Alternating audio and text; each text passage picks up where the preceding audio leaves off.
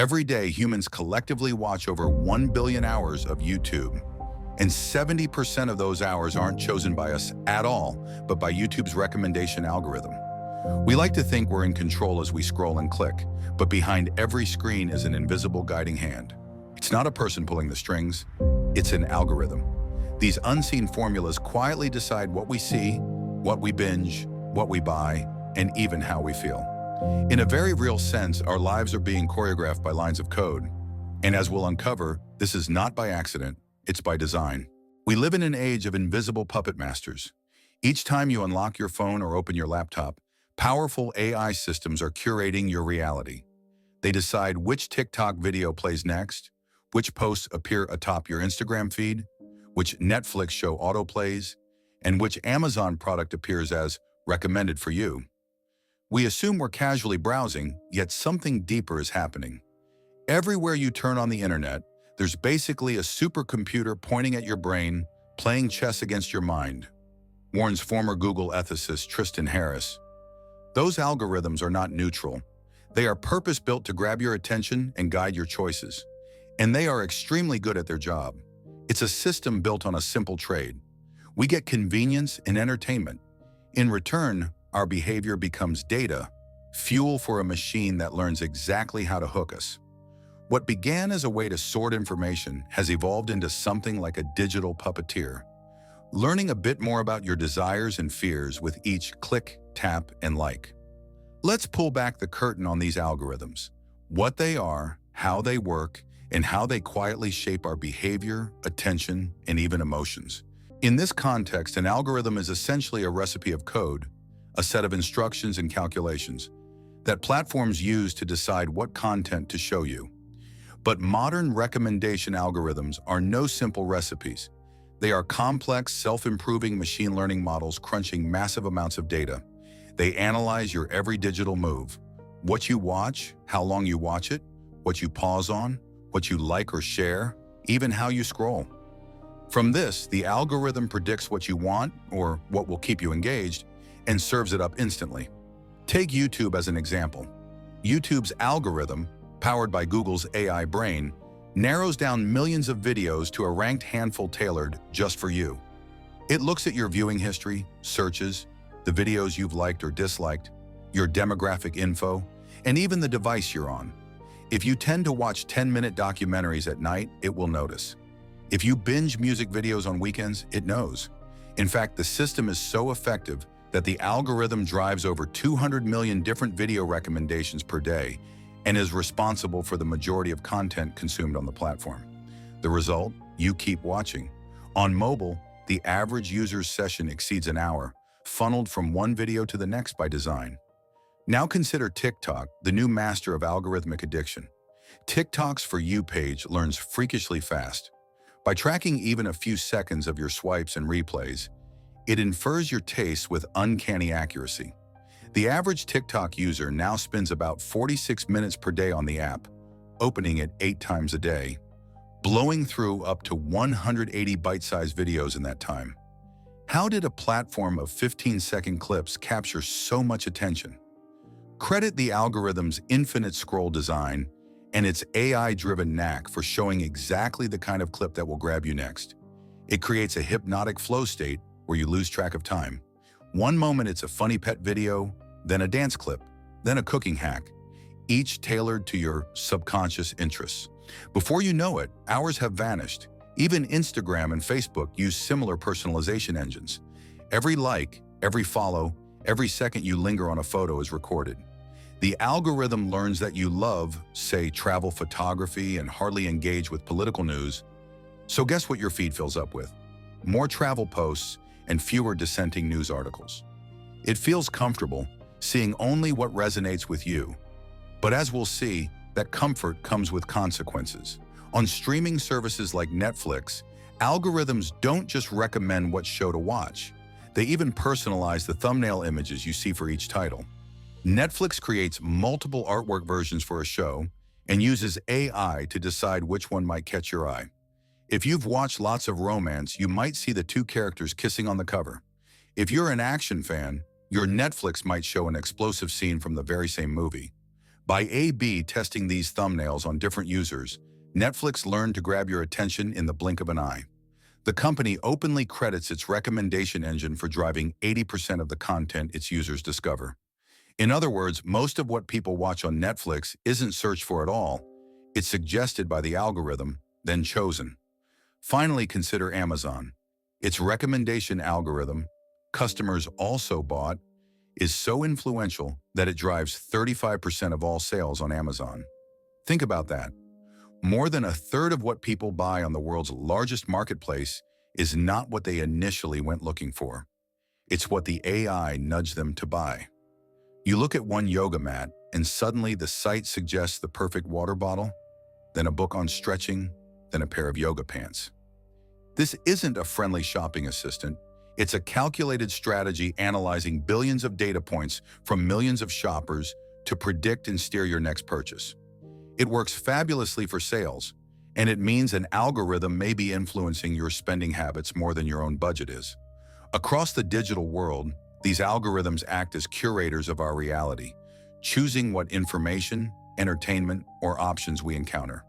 They're incredibly helpful in navigating the ocean of content, but they also come with powerful psychological effects, some intended, some not. Tech companies often talk about engagement, a sterile term for what is, in practice, capturing your brain's reward system. The truth is, these platforms exploit quirks of human psychology to keep us hooked. Every notification, every autoplay, every juicy piece of content is part of a carefully engineered dopamine loop. Here's how it works. Each time you receive a like or see something novel and pleasing on social media, your brain gives you a tiny hit of dopamine, the same neurotransmitter involved in pleasure and addiction.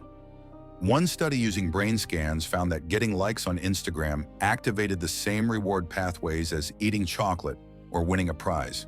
That little rush feels good, and it reinforces the behavior. Ding! You got a new follower? That's a rewarding feeling. You instinctively want to check it. Swipe down to refresh your feed. Did you get new comments? Maybe yes, maybe no. The uncertainty and occasional rewards make it addictive. Psychologists compare this to a slot machine effect. As one neuroscientist succinctly put it, social media is effectively a drug that we dose ourselves with, one tap at a time. Dopamine is the puppeteer's invisible string, pulling us back onto the app whenever we feel bored or anxious, creating a habitual loop. Then there's the design of the feed itself. Infinite scrolling and autoplay videos are not accidents. They are intentional traps for your time and attention. TikTok's never-ending feed or YouTube's up next queue are designed so that there's never a natural stopping point. You can always be lured into one more video, then another. Users often report a strange time distortion effect. You plan to spend 5 minutes online, and suddenly an hour is gone. This is the flow state these apps induce, a state of high focus in the app while the outside world fades away. The app's interface melts into the background, and you become oblivious to how long you've been scrolling. It's the same psychological zone a gambler might enter in a casino. No clocks, no windows, just one more spin, or one more scroll, until you're hooked into staying. These platforms also leverage social validation loops. When you post something, the anticipation of reward, likes, shares, comments, keeps you checking and rechecking, craving that validation. And when you're just consuming content, seeing posts with high engagement signals, this is popular, you should care about this too. It's hard to look away when a tweet has 100,000 retweets or a TikTok is exploding with comments. The algorithms often amplify content that already has high engagement, sucking you into the crowd's excitement or outrage. Perhaps the most insidious psychological impact is how algorithms can create filter bubbles and echo chambers around us. By definition, a recommendation algorithm's job is to show you things you are likely to click on, which usually means things you already agree with or have an interest in. Over time, the personalization narrows your content exposure. Facebook, for instance, will notice if you engage mostly with cat videos and hardly ever with, say, foreign news. The result? You get more cats, less news. On a grander scale, if you're politically conservative, you'll tend to get more conservative posts. If you're liberal, you'll see more content reinforcing that worldview. Eli Pariser, who coined the term filter bubble, described it simply: different people get different web realities, each tailored to their own biases. The algorithm effectively isolates us intellectually. We end up sealed in our own comfortable content bubble, rarely encountering information that challenges our perspectives. This has real consequences. Studies have found that social media algorithms, like those in Facebook's newsfeed, favor the emergence of echo chambers, where groups of like-minded people share and amplify the same ideas. It polarizes discourse, making it seem like the other side is nearly invisible or utterly alien. And it happens largely without us realizing. The specialization of content is done without our knowledge, behind the friendly facade of a neutral platform. We each live in our own algorithmically curated reality tunnel. It feels empowering to have only stuff we like in our feeds. But in truth, we're being gently herded into corners, our horizons quietly narrowed. The discomfort of opposing viewpoints or novel ideas is stripped away, leaving a smooth, frictionless feed that holds our attention and molds our mind. The reason tech companies pour billions into these algorithms is simple: influence is power. If a platform can keep you engaged, it can show you more ads, sell you more products, and even sway your opinions. To do this effectively, they feed on an incredibly rich diet: your data. Every second you spend online, you're dripping personal data like a trail of breadcrumbs. Your likes, your search queries, your purchase history, your location, your contacts, even the rhythm of how you type or scroll. All of this data is scooped up and fed to the algorithms to make them smarter and more predictive. Over time, the system builds an eerily detailed profile of who you are. How detailed? Researchers at Cambridge found that by analyzing just your Facebook likes, an algorithm can assess your personality better than your own friends and family. With as few as 10 likes, it could guess your personality about as accurately as a coworker. With 70 likes, it knew you as well as a close friend. And with 300 likes, the computer understood you better than your spouse. Take a moment to let that sink in. A machine that has never met you can predict your innermost traits more keenly than the person who maybe shares your bed. By feeding enough of your digital traces into algorithms, they can infer extremely private things: your predisposition to depression or stress, your IQ, your political leanings, even whether you are likely to use drugs. One experiment showed that by analyzing browsing data alone, an AI could detect if someone was about to start a romantic relationship or was pregnant, often before that person had told anyone. Our data is so revealing that algorithms can know our secrets we never explicitly share. This isn't just spooky, it's the fuel for manipulation. With such profiles in hand, companies, or anyone with access to the data, can do more than predict your behavior. They can try to shape it. A notorious example is Cambridge Analytica, the now defunct firm that scandalously harvested data on some 80 million Facebook users without consent. Their goal was to build psychographic profiles of voters and then target them with highly personalized political ads. In 2016, Cambridge Analytica's CEO bragged in a presentation about how they could sway opinions on hot-button issues by triggering emotional reactions. For instance, for voters identified, via their data, as neurotic or anxious, the firm would push ads of a menacing burglar breaking into a home, followed by a message that owning a gun could keep your family safe. For a more agreeable, family-oriented person, the algorithm might show a gentle image of a father and son hunting together to frame gun ownership in a wholesome way. In each case, the goal was the same: influence the viewer's stance on gun rights or their choice of candidate. But the algorithmically tailored framing was different, chosen to hit the individual's psychological buttons. Cambridge Analytica claimed these tactics helped sway major political campaigns, including Ted Cruz's run and even the Trump 2016 campaign. Whether or not those claims are exaggerated, it proved a chilling point. Armed with enough data about your fears, values, and triggers, algorithms can deliver propaganda or ads crafted precisely to manipulate you, all while you think you're just seeing a normal ad or post in your feed. It's not just political actors. Advertisers have eagerly embraced this power to turn our data against us, in more subtle ways perhaps, but no less influential. Facebook's business model famously allows advertisers to micro-target audiences. They can choose ads to be shown only to, say, 23-year-old single men in Montreal who like hiking and have recently looked at new cars. But beyond targeting who gets an ad, algorithms determine what ad each person sees. In one experiment, researchers created different versions of a cosmetic ad, one tailored for extroverts, bright colors, a party scene, and another for introverts, muted colors, a quiet setting. When these ran on Facebook, women who saw an ad that matched their personality type were about 50% more likely to buy the product than those who saw a mismatched ad. In short, the ad algorithm knew your personality and showed you the exact message you were primed to respond to. The result? Higher sales for the company and a creeping feeling that our free will in purchasing might not be as free as we assume. The same principle guides Amazon's product recommendations and Netflix's show suggestions. By analyzing our past behavior, the AI tries to change our future behavior. Amazon doesn't just predict what you'll want to buy, it actively puts those items in front of you, often with irresistible convenience. One-click ordering, buy now prompts, to lower the friction for you to spend money.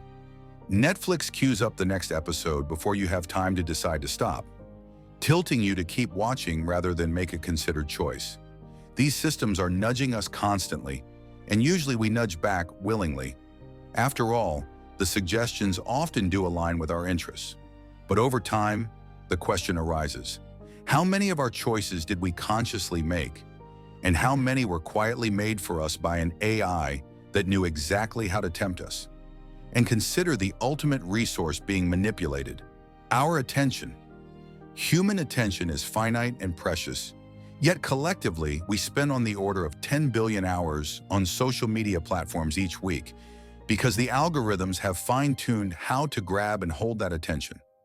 By some accounts, social media and streaming algorithms are rewiring our neural pathways, shortening our attention spans, increasing our cravings for instant gratification, and even contributing to anxiety and depression when we're not online. We become dependent on the constant flow of curated stimuli. In one frightening incident, Facebook's own researchers conducted a mass experiment.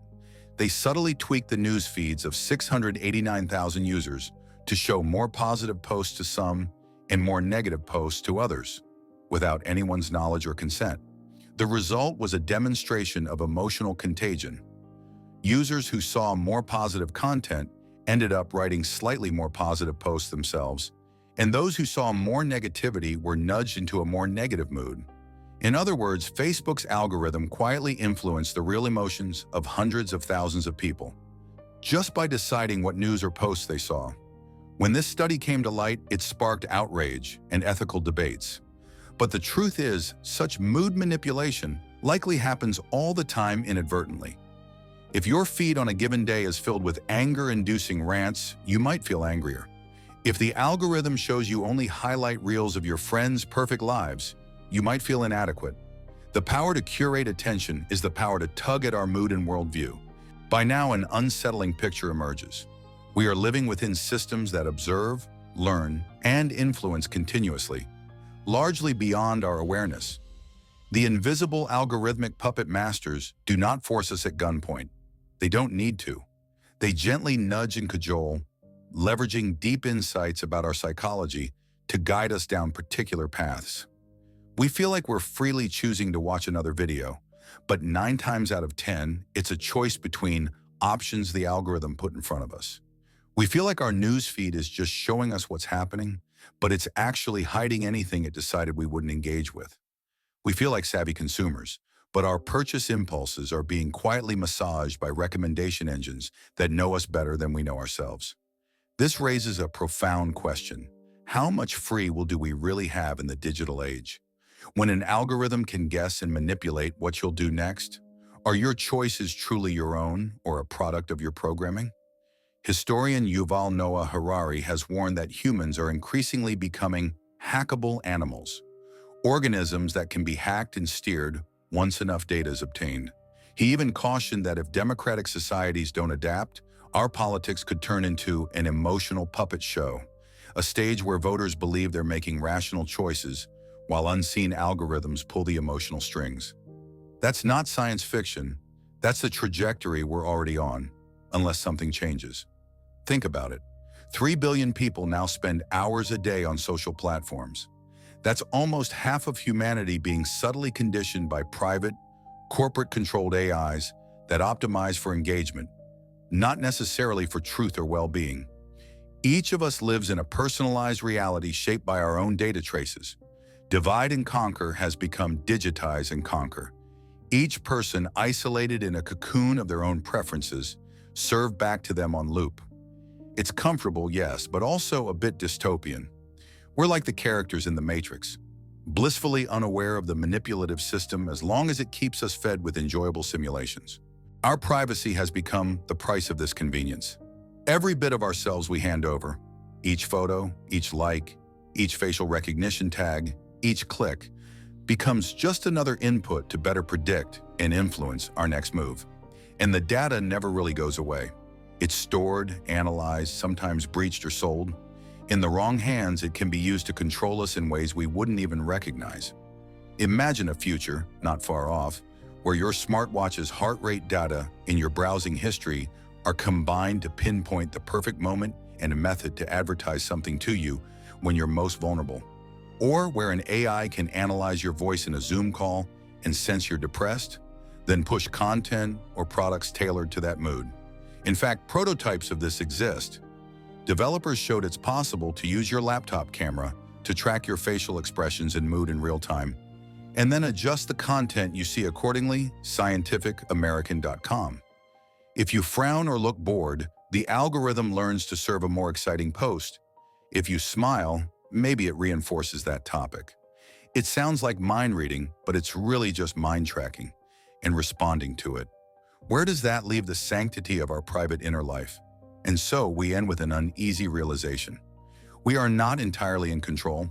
We never really were, to be fair. Society, advertising, and media have always influenced people. But now the influence is personalized, relentless, and largely invisible. It's woven into the fabric of our daily routine. The platforms that entertain us and connect us have a hidden side that analyzes and manipulates us. This isn't a call to panic or a Luddite rant to smash our phones. Rather, it's a call to awareness. When you know the puppet strings are there, you can at least try to resist the tug. You can make conscious choices to turn off autoplay, to take breaks, to seek out information outside your comfort zone, to guard your data jealously. Tech companies have created an empire of influence with these algorithms, but we feed that empire with our clicks and our data. Perhaps we can reclaim some control by feeding it less, by being mindful of when our attention is being hijacked, and by pushing for transparency and ethics in how these invisible systems operate. As you close this video and go back to your digital life, take a moment to notice the next recommendation that's served to you, the next notification that tugs at you. Ask yourself, did I choose this, or was it chosen for me? The answer will often be unsettling. The algorithms won't relinquish control easily. After all, guiding our behavior is their core function. But simply realizing the extent of their power is the first step in wrestling back some of our own. In the end, the question remains. In a world where our choices are meticulously anticipated and engineered, how free can we truly be? It's a question we each need to grapple with, while we still remember what it feels like to chart our own destiny, before the invisible puppet masters tighten the strings any further.